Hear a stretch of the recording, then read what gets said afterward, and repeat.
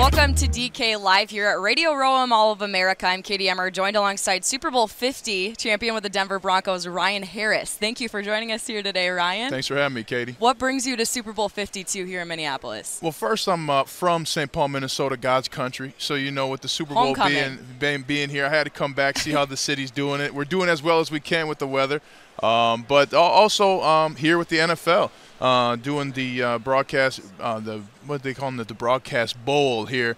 So some of us from the broadcasting boot camp got some opportunities to come here, got selected to take part in the Radio Row festivities. But I also have a drive time afternoon show in Denver that I'll be doing here from 4 to 7. So, hey, somebody smart once said, hard work beats talent when talent doesn't work hard, right? Yeah, you know, you're exactly right with that one. And I want to get into that boot camp. I'm very interested to see just what – can you give us some examples of what they do put you through for this NFL Network boot camp? Yeah, well, it's great. One of the first things they do is they teach you how to tell stories, right? You know, like so much of my football experience I think people experience because they saw it, right? But you guys don't know what it sounds like when the cleats clack, you know, at Giant Stadium, at the Meadowlands Stadium. You don't know what it's like to walk through the visitors' locker room in Green Bay and have to go single file through this hallway where you hear the greats talking about, go beat those Packers, we hate those Packers, because every team that's been in there was pissed they couldn't walk shoulder to shoulder with their brother. So getting to tell those kind of stories, getting to illustrate those kind of things,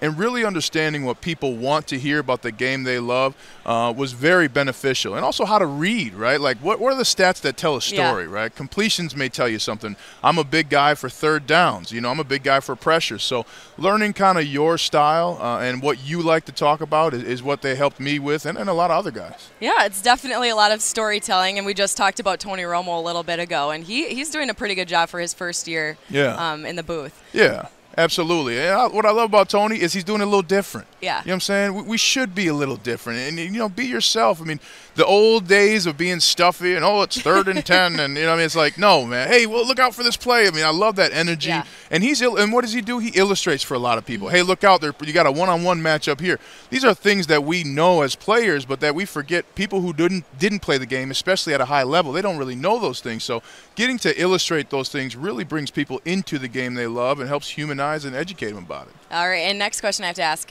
are you a fantasy sports player?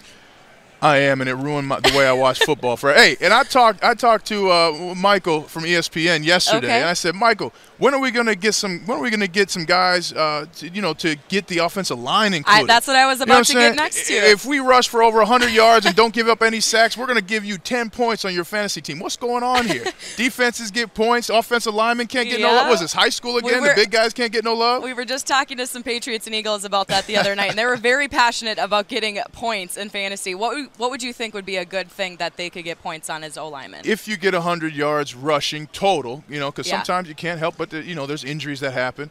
The amount of sacks given up. I mean, if you rush for 100 yards and don't give up a sack, I mean, you're going to win a game in the NFL. So being able to – those are measurables you can stand, you know what I mean? Quarterback hits, things like that. So there's a way to quantify it. Heck, we can quantify, fantasy stats and projected fantasy stats, but we can't help the old linemen get on there, man. Come on, man. Our mothers want to see us on fantasy football. Our mothers want to play fantasy football.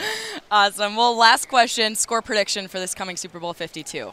Yeah, it's tough. I played with Doug Peterson at the Kansas City Chiefs. He's a great coach, and Brandon Brooks, guard for the Eagles, are one of my guys, but it's hard to go against a guy who's won 15% of all the Super Bowls ever played in Tom Brady, and a coach who's coached in 21% of them ever, coached and played. So the duo is the most successful playoff duo in the history of the game, and I just think you got to go with the Patriots, 37-25. We will just have to see 37-25 Patriots. Ryan, thanks again for joining us today. Katie. And where can people find you? RyanHarris68.com and search Kreckman and Harris on iTunes podcast and click to subscribe. Sweet. Thank you, Ryan, again, and have a good rest of your week.